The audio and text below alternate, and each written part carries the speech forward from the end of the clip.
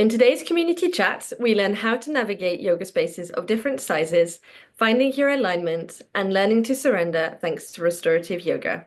We hope you enjoy it. Have a lovely day. So, hello and welcome to today's community chat. We are here with Karimu Corbeek. Karamu, it's lovely to see you here today. Good. Would you like to start perhaps by introducing yourself and telling us a little bit about, you? Sure. My name's Karamu. I live in Breda in the Netherlands, and since 2017, I've been teaching yoga. I studied in Pralaya Yoga under Robert Bustani, and then through the years picked up some other styles here and there.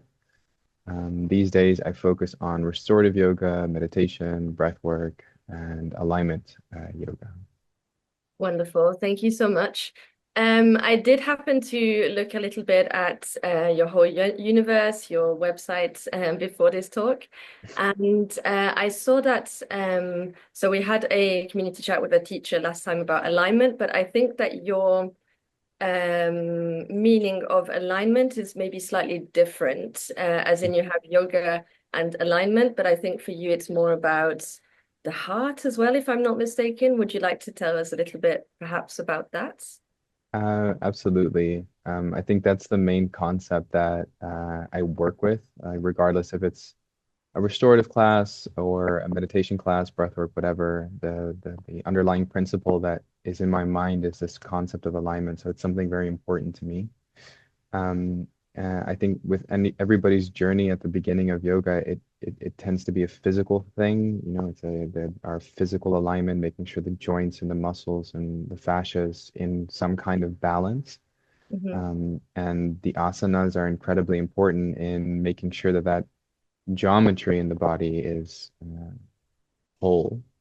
But at some point, once the pose is settled and the body is more settled, like alignment becomes something deeper. We can talk about states of consciousness and aligning our state of consciousness for a specific type of meditation, making sure that that fits exactly what we're trying to meditate on. If we're doing heart-centered opening practices, or if we're doing yoga nidra or some other, breathwork practice, there are states that support that more. There's that we can align that a little bit better.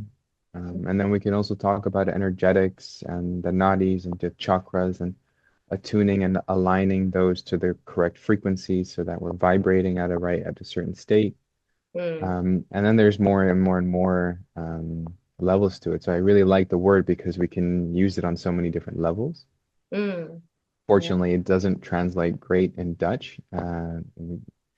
So I did stick to the English word. Interesting. I love that. I didn't realize that alignment was so omnipresent in everything that you do as a yoga teacher, but then heard and spoken about like that. It makes perfect sense indeed. I think it's about sort of always finding that balance and like you say, the idea of aligning to get back to where you're meant to be able to move on to maybe a different state or a higher state and so on. So but it's interesting that you touched on the spiritual aspect as well. I know you do breath work, you mentioned the chakras, but you also, I believe, you cover quite a lot of different, not elements, but I guess you could say realms of yoga. So you also do sort of a spiritual level, if I'm not mistaken. Is that correct? Um, I find it personally challenging to say that. I I try in what I'm offering to stick to offering a safe space where we can meet, we can allow the physical body, the energetic body, and the mental body to find some kind of alignment, some kind of peace, some kind of harmony. And in my experience, once you offer that space, the sort of spiritual side just kind of comes in on its own. There, Mm. I personally don't feel like I need to actively do something when I have students in front of me to tap into that spiritual side. Um, my experience with spiritual teachers, Gurudev, is beyond anything that I feel I'm capable of offering. So I Okay. find it very difficult to say that I'm also offering a spiritual practice because I've seen what the level and the depth of those spiritual practices are, that it goes beyond something that I really feel comfortable saying that I can do. But Okay. yes, the breath work, absolutely. I teach that. Uh, I make a distinction between, energetics and spirituality. I don't feel that energetics are specifically spiritual.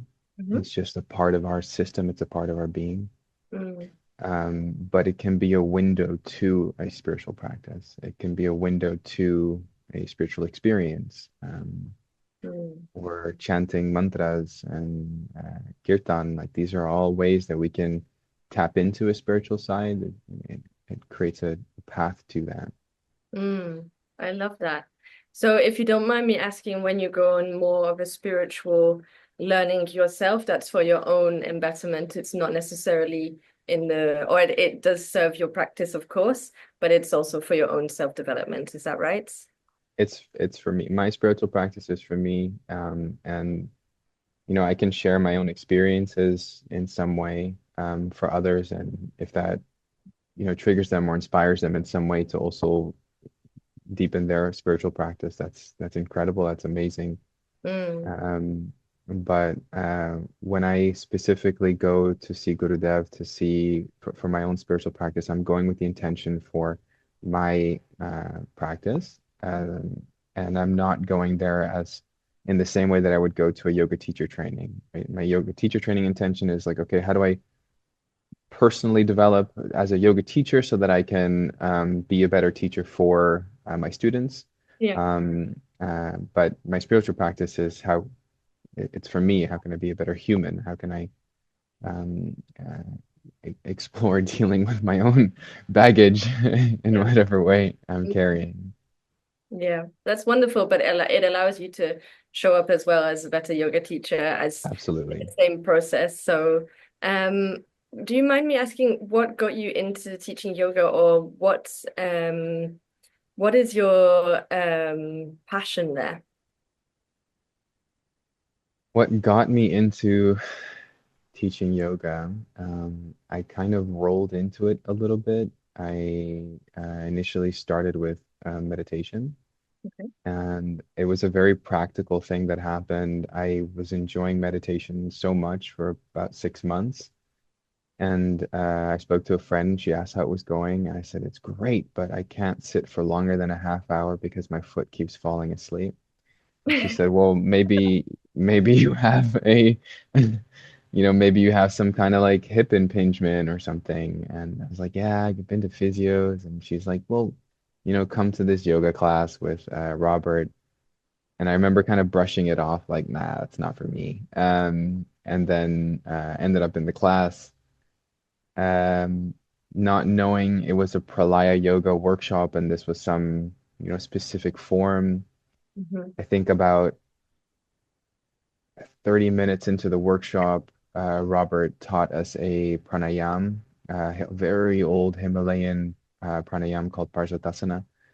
And I think within a third of the way into the practice, I had a full-on panic attack from not being able to like hold my breath that long. And Mm, in that, had a very spiritual experience. I felt like I saw myself for the first time in my life, and at the same time was having this panic attack. And then mm, I came out of it. I bawled my eyes out for about 20 minutes. mm, And I thought, okay, something's going on here that I don't fully grasp. And I wanted to understand that a little bit more. So I followed classes. I at one point ended into the teacher training with still the intention of just deepening this understanding for myself. mm, And then the trigger for the teaching yoga came when I saw somebody posted on Facebook, I think it was, saying that they wanted to set up a group, uh, a community class in acro yoga, like a community gathering. And the same story, I thought, that's not for me, but I ended up there anyway. and we clicked very well. We kept practicing together, and then more people kept coming to the community gathering. And at some point, I think we had, a group of 20, 30, I think even at some point, 40 people coming weekly to these gatherings where they would turn to us and be like, okay, teach us acro yoga. Right. And we were kind of like, um, okay. Uh, and would practice during the week and would teach this free class during the weekend. And then we got asked to teach workshops to the Netherlands. We got asked to teach workshops in Germany. And that was kind of the first step for me to take a teaching role. Mm. Um, and then I got asked to teach some yoga classes at a sports facility here in Breda. Mm. um, which I thought was really scary. But I also tried that and kept going, kept teaching.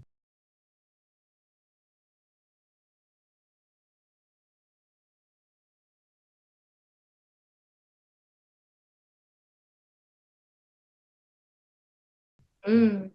It really does sound like you arrived where you were meant to be. To have 20 to 30 people, just like a community suddenly just build itself. Clearly there was a need there, and I think that many people could, of course, but not everybody could show up and then just attract that type of energy. So maybe it was just alignment in this case. It sounds like a very natural trajectory towards getting here. If or maybe I'm wrong, and maybe obviously you've had some bumps along the way, but it sounds at least like you rolled in, like you say. Definitely had some bumps along the way. That's just Definitely, part of the that's journey. the human part. Absolutely. What scared you about the sports facility? I'm curious. Is it because it's a different type of person or space? Um, Uh, if I'm honest, I had some judgments about going there. So not that I grew up when I was learning about yoga, it was at a yoga studio and it was with people who are really determined to do yoga and, actively choosing that lifestyle in their life. And um, I had the judgment that people at the sports facility were kind of just oh, let's take a yoga class, like, oh, it's gonna be fun, and weren't really serious. So I didn't really feel like I was the right person to be teaching those classes. Okay. Um, and that made it uncomfortable. I didn't really know how to speak, how to talk, because I wanted to talk about, chakras and deep states of consciousness and all this stuff. Mhm. And it was better to talk about joint alignment and other things that were a little bit more practical. Yeah. I have to say that over the years that changed, and my class, because I still teach at that place, and that's almost like 8, 9 years ago. Um, I have I've met the most spiritually attuned people. I've met the most kind and empathetic people at this place who really only want the betterment of the world, and most of them are families, mothers and fathers who chose that place because it also provided a space for their children to come and do sports. And that was just incredible. Meeting them and still meeting them. Mm. Yeah, just so, Sorry, something's happening with my laptop. There we go. I'm back again. The light went weird and then everything you disappeared, but I'm back. We can edit that out. It's all good. All good? yeah, somebody tried to call and caused it. Okay. Fantastic. Like I'm trying to get back into the sports facility. Yeah, that's such an interesting thing that you're still teaching there 9 years later. So it shows that you can go into something perhaps with a little bit of um yeah, reticence, and then in the end it turns into this beautiful journey. So I'm so glad for you that that carried on. When it comes to you mentioned there just briefly the subconscious and the depths of subconscious. So obviously that ties in with yoga nidra. Is that, would you say, your favorite yoga to teach? Or I believe you also have obviously, you covered the chakras and so forth, but when it comes to yoga, which one is the one that you maybe not enjoy because I feel like everybody can enjoy different ones at different times. But the one that you really take passion in teaching or feel aligned with. Interesting question. I think it's a split between two things. Uh, I would say that my all absolute favorite class to teach is the alignment classes. Mm, However, I don't feel right now I have the students to teach it in the way that I would really like to. But the the times that I have had them in front of me, I it's incredible. I really love that. The my restorative classes are on average my favorite classes to teach just because there's it seems like it's the one moment in a week that we'll have 20, sometimes 25 people coming together in absolute silence. mm, It's just quiet. mm. And sitting in that space, I sometimes want to I sometimes want to break the silence and be like, guys, do you hear how quiet it is and how nice this is? Obviously that wouldn't be nice, They'd but be like, shh. yeah, exactly. There he goes again. But I think the restorative class for me at the core it teaches something which I think is really important in the yoga journey, and that's surrendering. It starts with just relaxation. It starts with calming the mind, trying to distance ourselves from emotions and stress and whatever our we think we need to be doing and all these things. And at some point, if you can sink even deeper, it's almost surrendering the ego into the spirit body, and there's just this beautiful I would call it a healing that happens. Mm, Um, and if you're in a group when that happens, you can almost see it carrying across the space, and mm, together we're creating this really, really peaceful and, in my opinion, sacred environment that is held in silence. It's fantastic. That's one of the only classes that I teach where I can consistently see that experience happening. And in the more vinyasa based classes or in the more yang classes that I'm teaching, it's rare. It's a little bit rare to have that depth happening. yeah, I understand that. I think also as a yogi, you have a similar experience. When I go to restorative, I also feel the collective like and Yeah. everybody suddenly, without even realizing it, has switched off their conscious mind and has just like slowly drop, drop, drop, drop, drop, drop, drop. And then before they know it, it's like you're there but not there anymore. Like you're in that Mhm. world between sort of dreaming and being awake, and it's yeah, it's wonderful. But how do you then show up every time with the ability to provide that? That's what I wonder, because life happens to you too, and maybe you had to go to the shops and then you forgot to take your washing out, and I don't know, you got a phone call, and the way that, like, how do you have to arrive earlier to the class? Do you meditate before your class? Like, what do you do? I did at the beginning. So, in my earlier years of teaching, I would come, I think, a half hour before anybody would show up, and I would really try to center myself and get settled. Mm, At some point in the teacher training, I remember Robert saying, you want to be at a point where if somebody were to walk past right now, you could teach a class immediately. You're kind of always in some state where you can teach the class. And that's where I feel I'm getting into. I feel when I show up to these classes, it takes less and less effort to become or to offer that class. mm, There's there's an affirmation or a mantra, I'm not sure what the right term for this is, that I have for years kept in the back of my mind, which I try to say before the class, during the class, and at some point at the end of the class, and it's Ishwara Paranitanatva. I'm offering all the fruits and actions to God. And it's for me trying to remind myself that I'm a vehicle, I'm an instrument for these teachings. I try to remember all my teachers and everybody who supported me in being there. And it feels like it's a collective process that we're all going through instead of me as Karamu, the yoga teacher, who's, I've come to tell and disseminate knowledge, which yeah, when that happens, I don't really feel the magic coming through as much.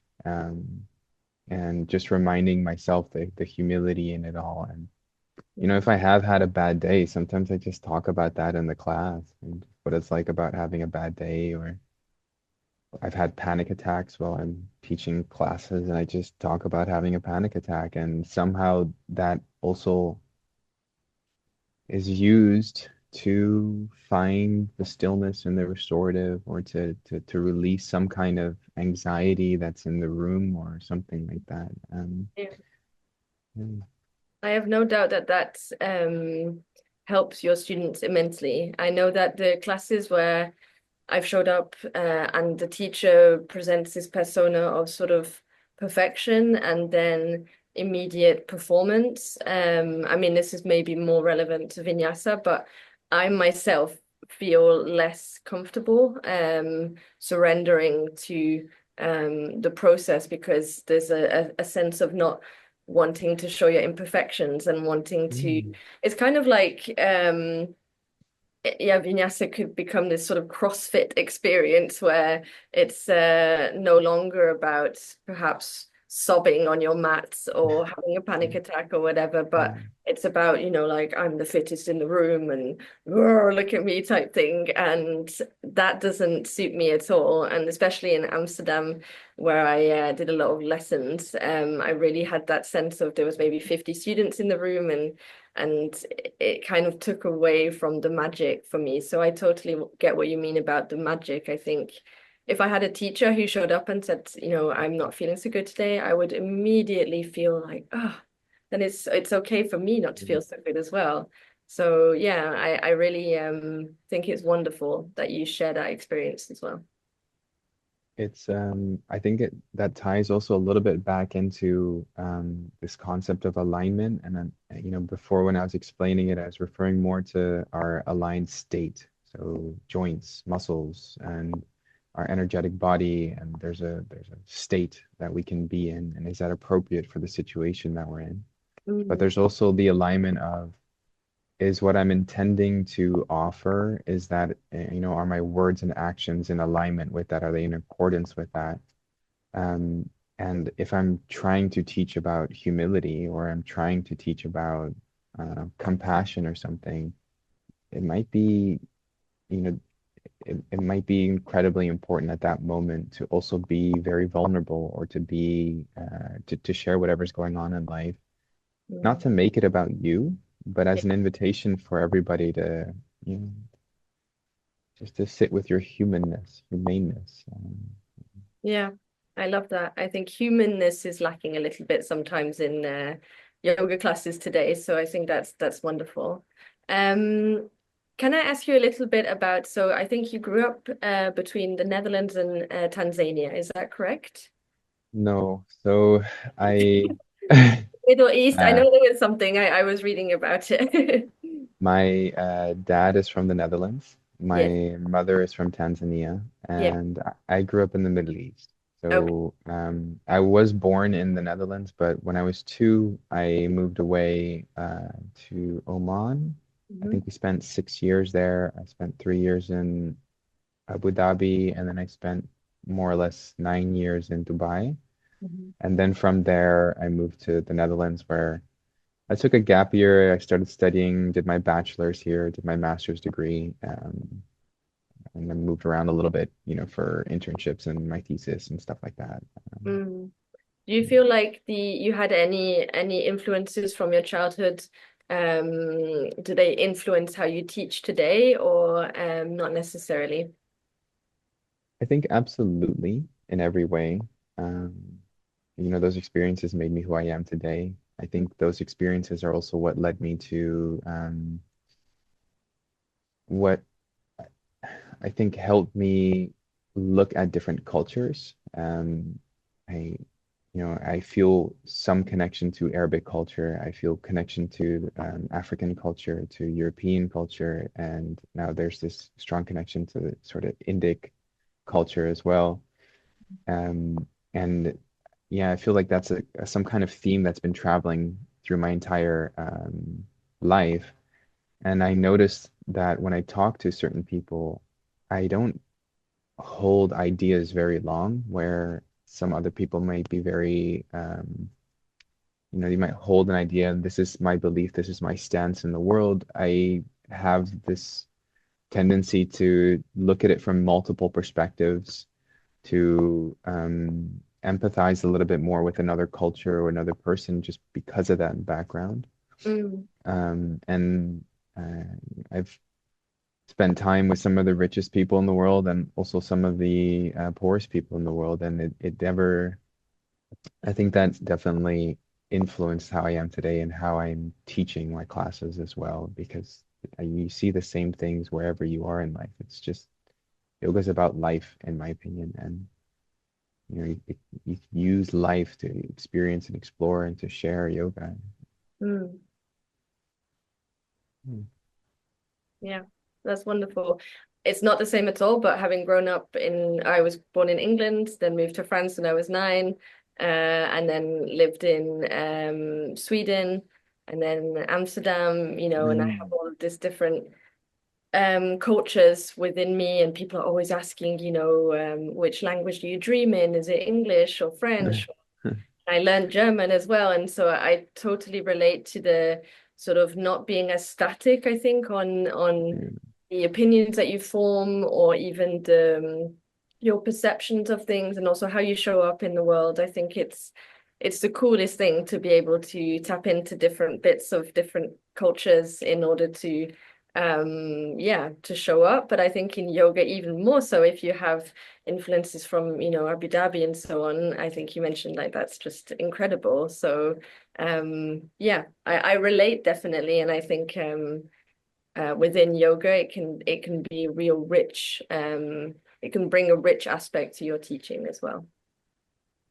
It, I hope it doesn't come across in a way to say that the other side isn't rich and offers a No. lot, because you know, I pull a lot from other teachers who, were born in Breda, raised in Breda, did a teacher training in Breda, and Yeah. they're fantastic. Yeah, Mm. absolutely. I don't think anybody hears that when you say that, but of course, Okay. just from your own Okay. personal experience, perhaps you have the ability then to bring extra or different things, I guess you could say, to the table. So Mm. yeah. You mentioned a new studio in Breda. Do you want to tell us a little bit about that, or is that something you prefer not to talk about? I'm happy to share. It's been an intention of mine to have the space, which I'm in right now, Hmm. for years. And it's been a challenge to realize that. Last year, I finally kind of got the go ahead to get the space of my dreams, basically. But unfortunately, like the actual physical building didn't show up. So I made a concession a few months back and decided to start with this. It's much smaller than I had intended to. It's a small space in Breda where I can have about 6 mats, um, 6 wide mats, but I feel very at home here. I feel very at peace here. I'm noticing the difference it makes in my teaching because I have a space where it can kind of call mine. And the people that have come so far,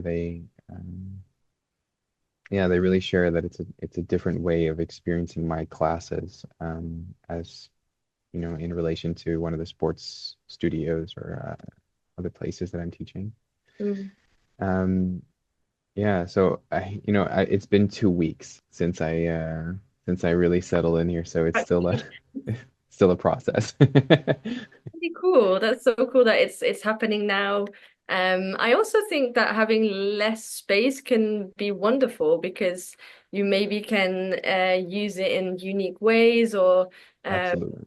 I also think that people see more and more as sort of a luxury in having the possibility to have more one-on-one, so to speak, with the teacher, or that you're able to do alignment and things like that, adjustments and so forth. So I think yeah, congratulations. That sounds very, very cool. Are you Thank you. or are you in the, yeah, you said you're doing doing classes, so you don't need to, renovation or anything like that. I did a lot of I did a lot of renovation in here, and it's still not completely done. But at, tomorrow, wait, today's Thursday. Tomorrow will be the first trial class that I'm doing with more people. But I've already received people here for one-on-ones and the sound healings as well. So yeah, the week after, I'm going to be starting my first class here on Friday mornings, and Amazing. hopefully that'll pick up, and we'll see.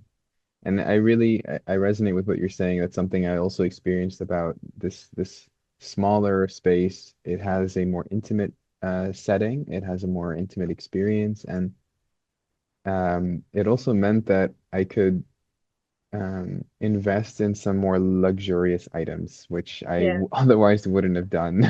Mm, yeah. And I'm No, happy to be able to offer that also to the people that come here. yeah, I think it sounds like an all-round luxurious experience, to be honest. Like when I say luxury, it can have a negative connotation, but in this case, I think it's just having the exclusivity of being taught by you, Karimu, and with your luxury items, I don't think you could ask for anything better, to be honest. For me, the bigger the studio, like the better the class is definitely not the case. I fully understand from a revenue perspective, of course, that sometimes it's easier for a yoga Yeah. teacher if they have a larger space because it means that you can do maybe less classes or balance it out more. So I understand that could be a challenge potentially, or not a challenge, but an obstacle to overcome.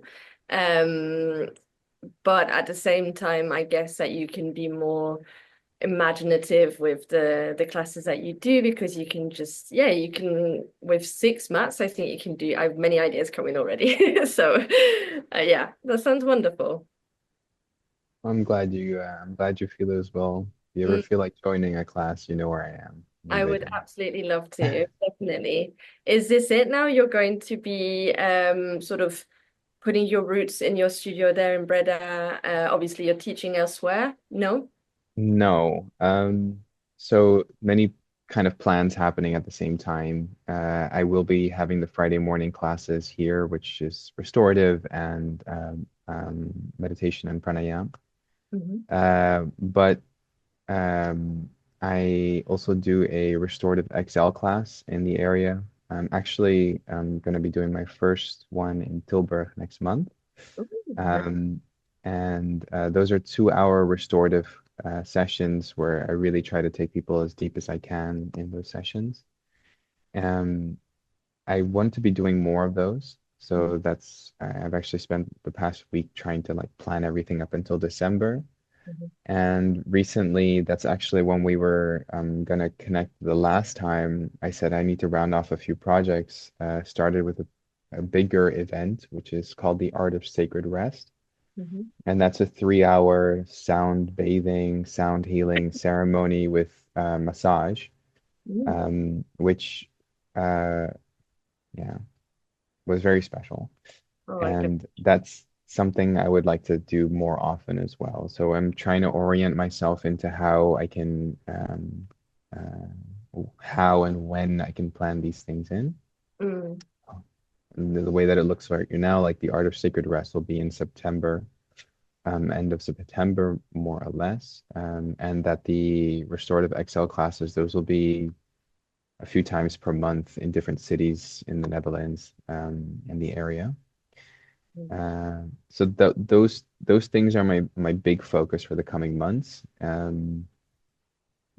the classes, you know, there's already been so much interest in these classes that it feels like a kind of natural flow of things that just happened, Mm. um, which I'm very grateful for, honestly. Um, yeah. But as far as like planning and really getting things done, it's the bigger events that my focus is on at the moment. How big is Excel, would you say? Or is But, Excel in the length rather than the size? right, Yeah. right. So the Excel classes are 2 hours, Okay. and there's a max of about 20 people that show up to that. Yeah. The Art of Sacred Rest, the last time we did it, we had 60 people show up, 60, Mm. 63, 64. And we're with about 10 to 11 facilitators walking through the space, offering the massages and playing on instruments, different kinds of instruments. Oh my gosh, that's Um, incredible. yeah, it's Massage and sound bowls and exactly. looking after you. Didgeridoos and guitars and the the lead musician is just her voice is also just incredible, really really incredible. Um, but I would like we were talking about this intimate space, and I would like to offer that a little bit more in the coming session. So there'll be less tickets, just so we can provide a more like calm, quiet container. Mm. And I'll be offering more luxurious items and things for people to relax in. How do you, just out of curiosity, how do you figure out with the 10 facilitators who does what when? Like that you're not all leaping on the same person and someone's doing this and someone's massaging the feet and someone Yeah. doing the bowl. Um, do you want a practical answer or a spiritual answer? Whatever feels right to you. Um, so the facilitators that I chose for that, I specifically chose those people because they're at a certain level caliber of what they do. Mm. Um, and uh, the way that we were moving through the space, it was it seemed to just kind of flow naturally of like where we were moving. Mm. And there were a few times when, because I obviously knew some people who were laying there. There were a few times when I was massaging somebody's feet, and then Dawn, he was one of the other facilitators, he was massaging her neck, Mm. and she was like, that was possibly like the highlight of my entire evening. It was like being massaged by two people at the same time while Mm. Wynonna, the singer, was singing, and there was just this total package for her at that moment. Yeah. We did have to be extra, extra careful and like walk around like ninjas because we didn't want to, accidentally knock somebody's foot or something like that, and then you kick them out of their relaxation. Yeah. Um, yeah, so that's also why I would like just a little bit less people next time, so that there's more room for us to move around. Yeah. And I might need to organize it a little bit better by saying, okay, we're gonna do it like that's your section over there. Yeah. That's your section over there. That's your section. And for me and maybe one other space holder, it's fine for us to just, walk around completely through the space because we kind of know where we need to be and what we need to do. But it's honestly, it's been a huge learning process during the entire event, organizing it as well as being there, as well as the aftercare. Yeah, I can imagine. I mean, it's just because I did a yoga teacher training, and at the time we had to sort of work as a team of four, I think. And then, somebody would be tiptoeing around, and it was only four yogis because it was of a teacher training of Uh, students.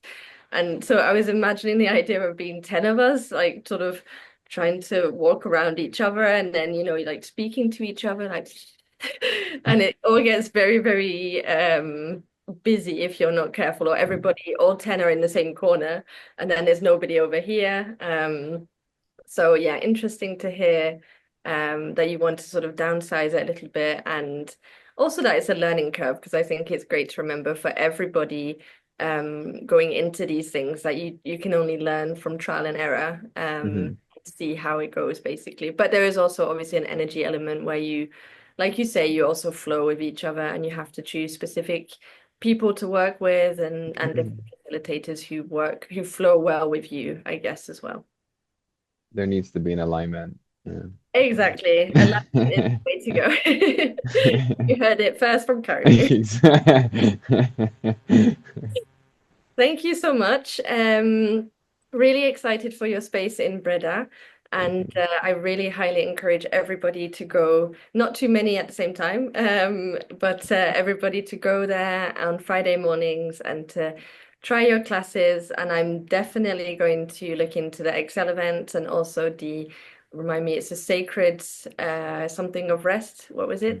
The art of sacred rest. The art of sacred rest. Yeah, we definitely all need more of that, I think. So it's yeah, it sounds wonderful. Thank you, Karamu. Is there anything more that you wanted to say, or are you happy to end it here?